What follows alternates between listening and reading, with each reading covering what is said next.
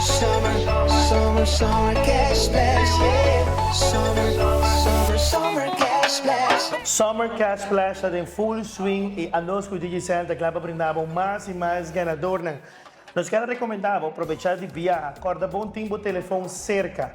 Agora nós temos ganador band nós, que estava no número 3 rebelista, para o Ordo Yamá. Número 1 não contestado e 2 não contestado, pero de 3, nós logra ter contato com ele, Alexandre Ponson, mas já bem, como da sente no momento que vai, aí a notícia que vai ganhar. Bom, mas acabei ganhando, já quando, meia hora passada, ainda me surpreendi, me dá um upgrade mesmo, surpresa aqui. Com o momento que nós anunciamos, nós dizemos, hey, bagana, vai pensar algo que também invertir em GDPR?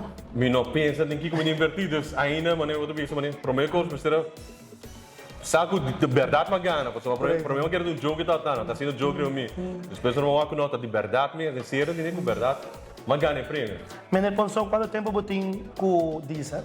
Me tem, mas começar onde com o digital, o digital é abre, me dá onde primeiro cliente não de digital. Super. Yes. Para que você escolhe diesel? Se você pergunta isso. É tempo, dorco, mas pensa algo diferente, e me diz, você, me trabalho com não e eu trouxe mais de 20 anos. Mas tem qualquer conselho para qualquer pessoa que não está conosco ainda, para também para join a campanha, também para ganhar ainda falta 9 anos para ganhar. Você tem qualquer recomendação para nós? Me recomendo o postpaid. De com, pastora, é como mínimo mais, você seguro, você sabe quanto você gasta, você tem o gasto na hora de coisa, e também é mais econômico.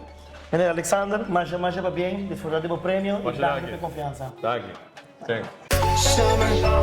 Summer cash splash, yeah. Summer cash splash.